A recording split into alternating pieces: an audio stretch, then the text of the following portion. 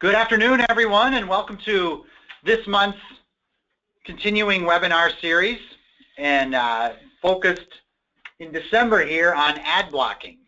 So we're very excited to have you join us for this month on this very popular topic. My name is Brett Kierstead. I'm Senior Vice President of Sales and Operations for Knowledge Marketing. And I'm pleased to walk you through an interesting topic that really seems to be generating a lot of interest and a lot of enthusiasm and curiosity, but I think a lot of people are still up in the air. So hopefully we'll shed some light on that and give you guys a few takeaways for today. If you have questions along the way, you can pose them through the GoToWebinar box on your right-hand side, and I'll try to get to them. There will be a recording of today's session, as well as the links to the slides, which I think is, as you'll see, if you're interested in further information on this topic, you're probably going to want the slides. There's a couple of them that have a little bit of extra words on them that are necessary definitionally when we talk about some of the technology behind ad blocking that you might find useful subsequent. So without further ado, we're going to be about 40 minutes, 30 to 40 minutes today, and we'll get you going. So just a little bit about knowledge marketing for those of you that are new. We focus on providing innovative technologies and services to publishers and media companies, really around 5 major initiatives, helping them unify their very diverse and growing audience. We help them re-energize their email strategy. We help modernize circulation management. We help capture this world of emerging behavioral engagement. And again, we focus a lot on helping empower media sales success. Our customers continue to grow. We had a record year. We've had exceptional growth in our business and have really tapped into a big need for people that are looking for innovative ideas on how to reinvent their publishing and media businesses. So we've got some great customers that we're really proud of and appreciative of, and a lot of the ideas that we bring to these webinars come from them. So thanks again, everybody, for joining us, and let's get started. And I'm going to get started with a little quick poll here to take your temperature a little bit on this subject, and really I will launch the poll here and then read it to you. There's really 3 questions, and it's basically like, where do you stand right now on the issue of ad blocking? Do you, 1 or A, feel that it is a credible, measurable, material threat to your business? Number 2, do you see it as kind of a nuisance right now, but likely not material? Or C, I don't see the impact, or I'm not even sure, that's kind of why I'm here. So why don't we take about 30 seconds, if you could just chime in your vote, and then I will close that down and we'll talk a little bit about the results. Obviously you're here with an interest, so we'll see where you stand on this. About 10 more seconds and we'll get going.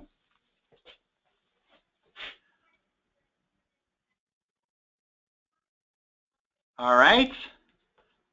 So I will close the poll, and basically the way it turned out was 42% of you were A, so 40% of the group, 27% were in the middle, and 31% have no impact or are not sure. So fairly evenly distributed, which is good, which shows that, you know, at least 2/3 of you or more have already formulated an idea of an opinion on this, and hopefully I can add some fun value or some strategies for you along the way. Okay, so here's our agenda. We're going to cover the state of ad blocking. So again, where are things right now when it comes to how ads are, you know, how it's impacting this experience?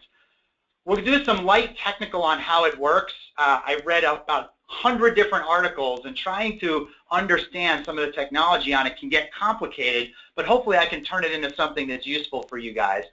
And then I'm going to give you some strategies or some things to consider. You know, as you all answered, even on your questions, this is still an emerging area, but clearly ad blocking is something that is front and center for a lot of different reasons. But I also want to mention thank you to Knowledge Marketing for this.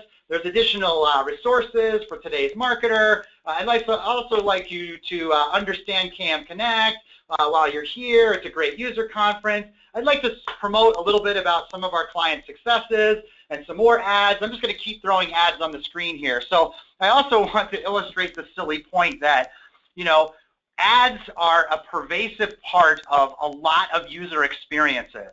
And sometimes they creep in a manner that is intrusive, like this is an offensive way to show ads. I'm interrupting a normal flow and I'm popping some self-promotional ads on the screen that you're all probably offended by, but realize you got to ask yourself, do you do the same thing? Are you doing these kinds of intrusive pop-ups or different ad mechanisms just like I did, even though I did it pretty blatantly and out of sequence? You can get the point if you really think about it. So that's just a little fun for you guys to see really what we're talking about and why it can be a critical issue. So let's talk a little bit about ad blocking. So, you don't have to read too far to know that everybody thinks this is a huge issue. And, like most new trends, somebody comes out and always wants to say that the world is going to end. Sky is falling, publishers are in trouble, no one's going to make money, there's a war, it's terrible. So, it's no surprise that people are jumping out on this and starting to formulate thought leadership on it.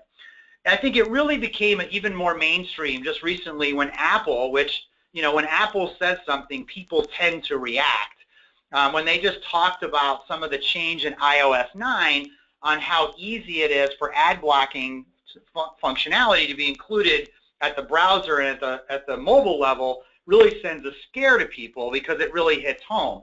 So, I mean, it's certainly an issue that is prevalent, but like most trends, usually there's version 1 and then there's over time what happens. So let's keep digging a little bit deeper.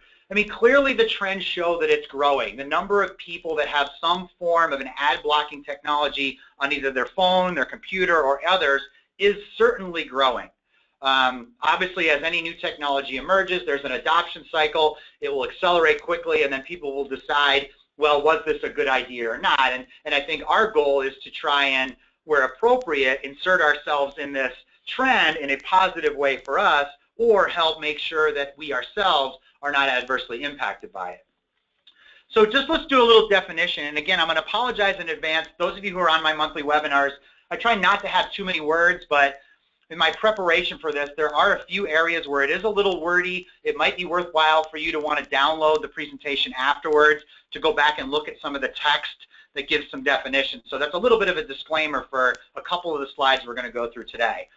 Because again, as I've tried to learn more about it, it is somewhat tricky technically once you get through it. So first of all, the definition of it is, the action of removing or altering advertising content on a web page. People use the term as a catch-all for any software or hardware or something that you install that removes ads. Usually it's in form of a browser extension. You hear AdBlock Plus is a very popular one. So there's technologies out there and developers that are trying to create technologies to facilitate this challenge.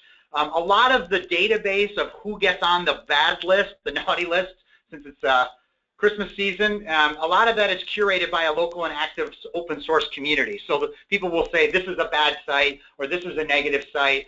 And similar to other things that we're going to talk about, it's ad blocking is kind of in some ways done through open source and collaboration. So like many things, you want to get yourself in the middle of that in a positive way. Here's why I think it started. When we moved to the digital world online, many of us will remember that the first way you guys tried, not just you, but others in web, tried to monetize things through pop-ups. Remember pop-ups and how prevalent they were, and all of a sudden they were just destroying the user experience. So what happened? Well, browsers built in little things called pop-up blockers. And so they stopped that, and it allowed you to click a button and stop pop-ups. Okay, so that was a bummer. We were all kind of happy. We thought we were doing good there. We came up with a new idea, and voila, something came along called pop-up blocker. So we're like, crap, we can't do that anymore, so let's try something else. So then what happens, and now people feed in ads. So you design a web page with ad blocks on those pages, and sometimes use third-party software from a Google for DoubleClick through Real Media to feed in content or ads from an ad bank into a user experience. But here's the problem. Once again, we can't help ourselves, I think, and we go overboard and we place so many ads based on cookies or deals we've cut or something else that the candidate, or the reader experience, the person on the page, it just starts to look like crap again. So I have this example of a page, some time ago, just a couple months ago, where like all the major blocks were fed in from my cookies because I had looked at Delta flights on a trip to Chicago and I was looking at some hotel information for vacation. So suddenly our ads came in and it just, now it wasn't a pop-up, but we used this new technology to insert this stuff and it just sucks. And so the backlash to me is coming where I, as a reader on a page, understand that there is a need for monetization of those pages, but because of what's happening to the user experience, born from that is people saying, screw this, I want something to change that user experience. So a simple analogy of what's happening in a lot of cases is the browser that you have, your content management system, has content that is served up through a browser experience, and there's parts of that page that makes a call out to an ad server. And basically what these technologies are doing is really blocking that process to say, my browser will not return an ad content if I recognize it as an ad. I'll just block that and re-render my user experience to be ad-free. So ad blocking is really, think of it as a technology insertion, almost a wall that's put up by technology through an end user to stop this external, in many cases, communication of these ads that you've sold. Okay, so what's happening, that's basically, if you think about it in the simplest terms, that's what's happening. And we'll talk a little bit about why and how in a minute, but just so you think of it logically, it's fairly intuitive what's going on. Here's an example. I just grabbed a page. Here's a website, Air Age Media on the left-hand side. This is the way it renders. It's some cool technology around drones. And if you install AdBlocker Plus and you re-render that page, you'll notice in that right-hand corner, now instead of ad blocks, it's just blank. You know, so you had your subscription, which was fed by you, which was great. That stayed, but now this block of area that was coming from a third party, it disappears. Okay? Similarly, here's Golf Week, Turnstile Media Group. This is a page rendered without ad blocking in. And then when you do it, put the ad blocking in, it basically truncates the page and removes that, in this case, that right-hand side of Fred Couples, and it just renders the rest of the content, both in terms of that lower block and then the right-hand side. Now, all of a sudden, I don't have an ad. Okay, so it's fairly straightforward if you can picture what's happening, and the control of this is done at the end user level when I'm on a browser setting that's telling me don't play these kinds of instructions. So all browsers send instructions to what content gets played, and what we're going to try and do today is to give you some ideas on how to insert yourself better in that process. But just remember, guys, ads, removing ads from content is not new to publishing and traditional publishing. You know, when TiVo came out, it was like ad-free television, you know, or all of a sudden people didn't want to listen to ads on the radio, so Sirius XM comes out and you could subscribe to it and get content stations that some are ad-free, but some have ads on them, you know, so you have a mixed medium there of some ad-free content and some not. You know, Netflix, right? Netflix is a subscription content model, and now they have curated and developed content that you pay for on a subscription basis to not have commercials. So other people are already impacted by this, so it really shouldn't be a huge surprise that would come to our channel, you know, being B2B or B2C publishing media. You know, even Facebook isn't immune. I've been mortified with the change in my user experience on Facebook in the last few months, as there just seems to be more and more of these suggested posts, which are really sponsored ads, played within it, along with the ads on the right and the ads on the left and ads everywhere else. But even AdBlock Plus now is allowing some functionality to go after Facebook's user experience. So we shouldn't feel like we're being singled out here as, oh, the world has a conspiracy theory against online ads. It's really everywhere that people are trying to take more control over that ad user experience from a content standpoint. It's natural that it would come to this arena as well. Okay, so let's talk a little bit about technology, the tech talk. And again, I'll give you tech talk light and again, I'm making this first disclaimer that there's lots of words on here, but I want you to understand them, because if you're not familiar with this stuff, it can get a little glossy. You know, you can kind of gloss over if you don't think about it. So again, I apologize a little bit in advance, but hopefully it'll be useful to you. First of all, what's going on is ad blocking software is looking at signals that you send to it when you design your pages and your ads. So typically ad blockers look for some commonality that they might see across gazillions of different websites that generally marketers and site developers follow fairly standard protocol. So AdBlock Plus looks at things like JavaScript that opens up a pop-up, or if you have always the same standard, you know, off-the-shelf ad size graphics. You know, if you have URLs and files with specific naming conventions, or if you're sending a URL which is a redirect to a very well-known ad server. When those things are encountered, the software is programmatically looking at those things and saying, hey, you know, our algorithms tell us that this is an ad. It fits within the normal construct of what it is, and so therefore we're going to block it. Okay, without any other logic or without any intervention, we're blocking this logic. Okay, so a lot of times they're just simply trying to program against what you normally do to say, well, we're going to block that user experience. Okay. The second thing is, and again, this is a lot of words, and it might be something that you'll want to read afterwards, but for your technology people, this is the kind of language that they're going to want to hear. In effect, again, the browser looks at different structures of what its documents are, and it will render to you, and it will render a result based on that. So again, there's a lot of different signals that end up saying block this stuff, and your technology folks that will understand this language, you can share that with them and say, hey guys, are we taking steps to ensure that our ad content isn't so obvious to these standard ad blockers? Okay, so I won't read this all, but just again, it's a good handout for you guys for later if you want to look at it. So let me give you some tips on what to do, and again, a little bit wordy, but hear me out.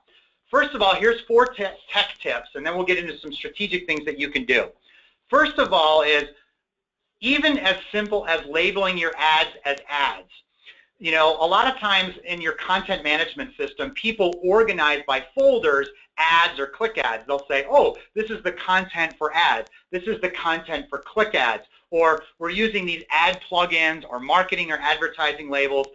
Don't program your system and organize it behind the scene to point out the blatantly obvious. There's other folder structures, there's other naming conventions, there's other ways you can organize your content within your CMS that doesn't make it so easy for and so evident for any blocker to say, hey, here comes an ad, we didn't even need to do anything, we just blocked it as is. So structurally, and there's lots of instructions online on how to make sure that you're structuring things a little bit differently. The second tip, too, is back to what we said before, is use unique block sizes. Unfortunately, most marketers are creatures of habit, and we've all settled into everything's 125 by 125 or 120 by 60. The signals that get sent over the wire to serve an ad on a particular size, again, a lot of times it's just looking for standard strategy or standard things that signal that, hey, this is likely an ad. So sometimes you might want to experiment with different image sizes, maybe some that are non-standard. If your content management system facilitates a unique layout for an ad block, try something a little bit different. Because again, to a degree, in this case, you know, no ad blocker is going to catch everything, and you might as well make it harder for it by not sending overt signals that you're sending along an ad. Okay? Tip number 3 is hosting your files locally and linking with resources.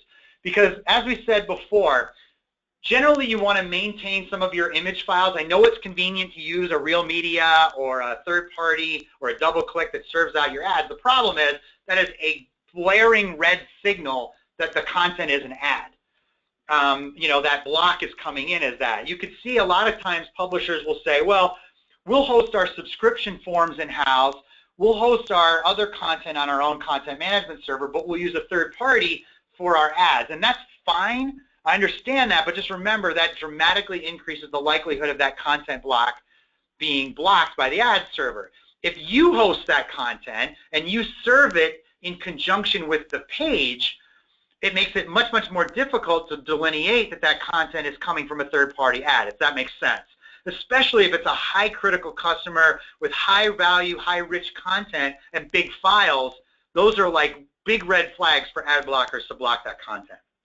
So again, think about what can I host locally versus the convenience of having a third party. You should look at which one of those makes the most sense. Okay? Last one, number 4 tech tip before we get into some strategic stuff is if you're going to advertise and you're going to use, make sure you style accordingly. There's a couple of different standards out there. One of them, again, this AdBlock Plus group publishes what's called acceptable ads. And by the way, by acceptable, that doesn't mean that if you follow those protocols, no matter what, your ads will get through. But what they're doing is basically publishing a guideline to say, these are the kinds of things that we will more than likely not block if they follow, a particular set of guidelines and style. So, and you can go out and look at it. I just used a couple of them. They can't act as a pop-up. They should not interrupt the reading flow. There's certain limitations on the text links, etc. There's lots of things on there. If you go out, they're very upfront about what they're looking for in order to help promote a better user experience. Again, I believe very strongly that this technology is a reaction to some of the steps we've taken on our own that have resulted in a degraded web experience. And so people are like, screw it, I don't want to be feeling like that. I want to do something about it. So again, they're not trying inherently to block every ad. I think what they're trying to do is to use technology to force some discipline on us to make sure that we're providing content and ads that are useful to the end user. Okay, so let's talk about some strategies. Here's a couple of things that are out there. You got to assess for yourself what you think is right, but here's what people are doing. One of them is what I call overt awareness. So the Atlantic, says, hey, we noticed that you have an ad blocker. Please consider disabling it. Because they're basically overtly saying we know what's going on and we get it. However, we would like for you to either, 1, get rid of it, or 2, pay us some money for our content, in this case, subscribe. So again, I think being overt about it is an interesting idea. Again, it does interrupt the flow. It is a little bit intrusive, but it does send a very clear message. On the right-hand side is another one which says, it seems you're running an ad blocker. We're not letting you in anymore. So there, please turn it off or we can't come back, right? Again, it's a very strong area. It's a very definitive stance, and it certainly risks turning off some people. But on the flip side, if they're not willing to look at your ads anyway, how can you monetize them? Okay, so it's an interesting area. Question about whether you want to do it or not, but it is a strategy that's being done. Number 2 is obviously requiring registration. Another way, and I'll talk a little bit about this later, is to say, what is the exchange of value that you can get from somebody other than just their view of an ad, right? Well, you can get a registration from somebody or a subscription. The New York Times does the you only have a certain number of articles to read. So maybe I can cut back on my ads and I can cut back on the need for some of this if I monetize them through registration. Or I can create a different path for an end user that is behind a registration wall or a paywall that maybe is less ads because I've already made money off of them through registration. So again, another idea is to say, hey, do I want to insert some kind of mechanism here, some kind of registration mechanism that maybe allows me in the future to still make good money off that person even if they're blocking me from an ad perspective. Number 3 is, I call it the lock it all down. My good friend Jim Franklin out of MTG in Chicago is a man way ahead of his time. He's been doing this for a long, long time. And, if you go on Plate Online, which is a really cool site for chefs and menus in the food industry, you can far at all without registration.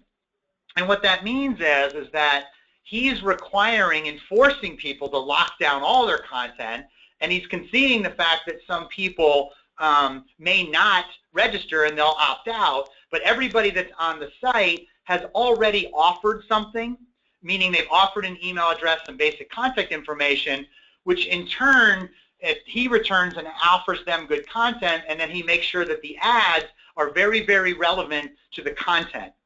So he gets them into a very controlled environment, a quality environment, and then the ads themselves match the actual content, and therefore you don't have a big drop-off or unacceptance rate because the user experience, the ad is almost consistent with the content, and it's someone that's raised their hand as a known user. So again, one other idea that's very aggressive on how to kind of still get value in this area and still offer ads is to have a more precise version of who you get to see your content. Another strategy that people have is to go ad-free. Pandora, for those of you who are Pandora listeners or a lot of these services, you may know that for free you can get an account and listen to Pandora. However, interrupted every few minutes within your user experience, if it's online or even listening, is an ad. And that's free. I can do some control over my content. So again, think of you guys as content providers, just like Pandora is.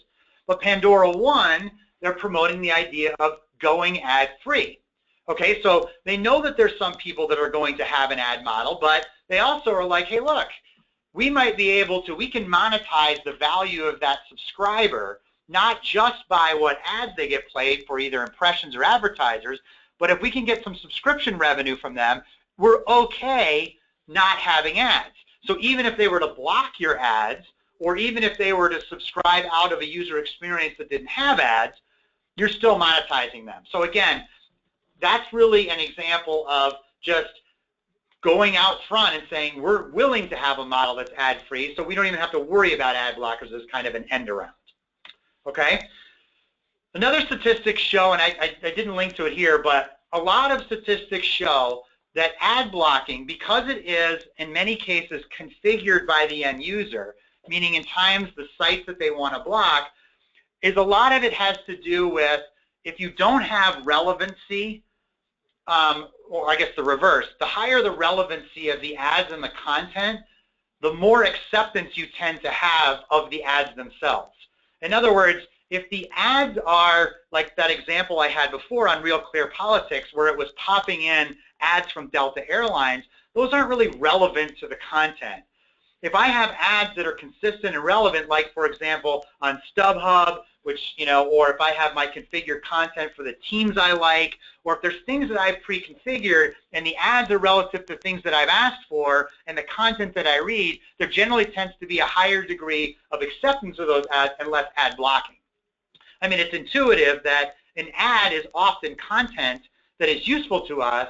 We're just mainly upset when it is irrelevant. So again, the more relevant your ads can be to the content, the more likely you are to get them through and not be blocked. Also, don't forget native advertising. I know that's another, we could do a whole webinar on that, but just remember that inserting advertising within the normal flow of a page also makes it more difficult to be blocked, and it doesn't come out as so prevalent of an actual ad. So featured partner article or things like that interspersed within your normal content flow is another way to actually get your sponsorships through without them being blocked. Now, that's not a catch-all. Sometimes those get caught too, but native advertising is something you guys should look at, test it out, show it up against an ad blocker, and see if it makes it through when you configure that method and mechanism for what works. Or maybe you can get away with one or two, or a certain place on the page. These are testing methods that you need to do, but embedding some advertising within the normal flow and content of the page is a better way to do it than just putting it out on its own island where it's really easy to be seen. Also practice good content marketing.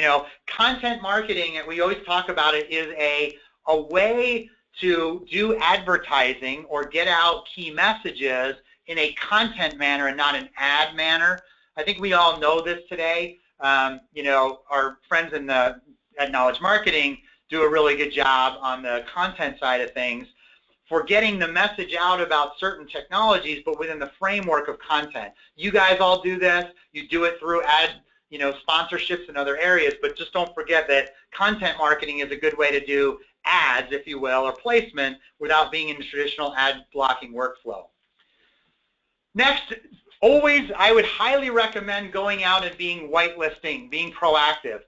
Think about this, guys. You had to do this. You've had to do this on the email side. You know, in many cases, you have to manage your reputation. You have to manage being whitelisted on the email side to make sure your newsletters get through. Well, it's the same logic on the ad block side. They publish out, in this case, ad block, you know, that main group has used some acceptable standards for what whitelisting does as a method and published it. So this concept of trying to go out and promote you as a credible source, you know, promote your ads and promote yours is not much different from what you had to do on the email side. So again, I know we want to be bothered by it, but it's not an illogical place we've gotten to in the industry. And again, just like you had to do on the email side, be proactive, look at whitelisting, follow some instructions, do a little bit of research, and you can provide yourself with a better result in this area. Also, ask an expert. Our buddy Eric Shanefeldt, for those of you who knew Eric, does consulting. He talks a lot about different digital strategies and how to make your site more useful. You know, there's lots of people out there that can give you advice on how to, you know, architect your content and architect your site movement that is more pro-friendly in this area. So, yeah, there's a lot of online stuff, but there's also people that have good ideas that can help you strategically figure out, you know, what's going on, almost do an audit, if you will, of the way your site looks to determine whether or not you're falling into some of the common traps of what goes on in the ad blocking area. Okay?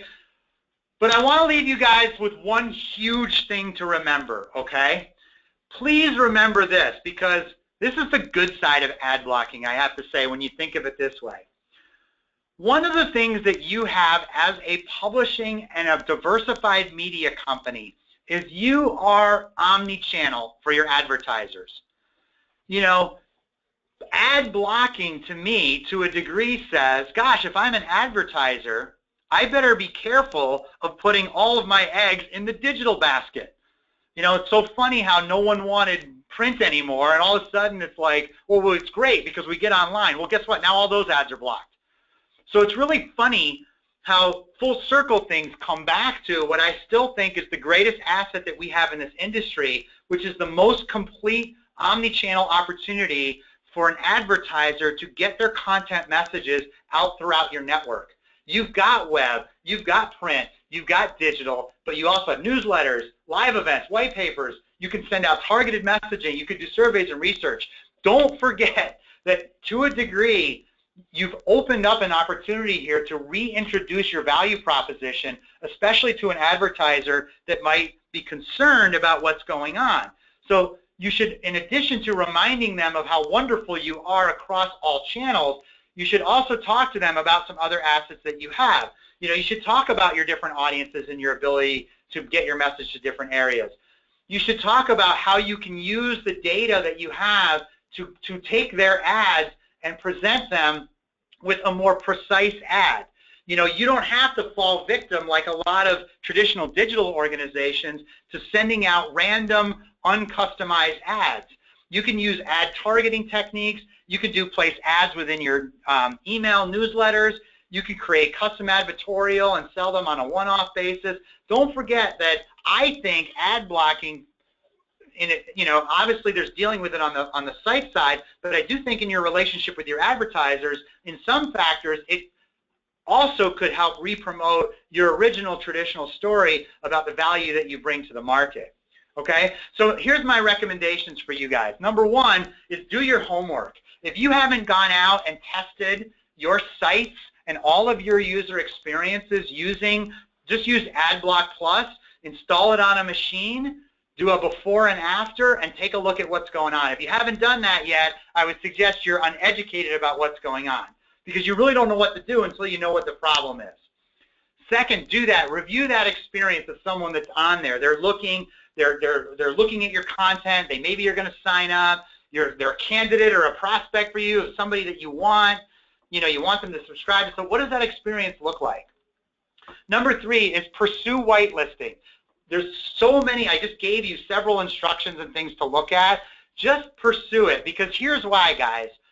If I'm an advertiser, I'm going to turn around and ask you and say, hey, I'm hearing all this stuff about ad blocking. Why should I keep advertising with you, and what are you doing about it? And I think you want to tell a very strong story to say, glad you asked. Here's what we do. We customize this. We host our ads there. We pursue whitelisting. We make sure that we're not being blocked. We make sure we follow good standards. We do this, we do that, we do that. You need to have a good story with your advertisers to tell them why, yes, it's an issue, but you're the solution. Number 5 is always practice safe ad techniques. It's always a good term. Like if you're just, linking out, it's the last minute, you got to sell an ad space, so maybe you link out to, you don't put the same rigor and it plays some ad that's not relevant. There's damage that's going to be done from that, because people are like, either one, I'm sick of the ads on this site, or I'm going to block them through ad block. I'm going to pick them out and say I don't want any more ads on this site, or they're just going to abandon your site. So, I mean, there's definitely some diligence and homework that needs to be done here, but there's an opportunity for you to get out ahead of this if you just follow the instructions that are in here, as well as do some of your own research. There was a blog post that we did. It was the genesis for this webinar was it was a very well-read blog post that talks about it. So if you go out on our website, you can read more on this, as well as request a copy. And again, for everyone, I thank you guys for attending. We had a great year here. It's the end of another 12 months of webinars, and we'll start it up in January. And really, to everybody, Merry Christmas and Happy New Year, and we look forward to seeing you guys all again next year. Thanks, and if you want a copy of this afterwards, please reply, and best of luck to everybody. Hopefully you've taken some good ideas away from today's webinar. We'll see you guys all again next year. Bye now.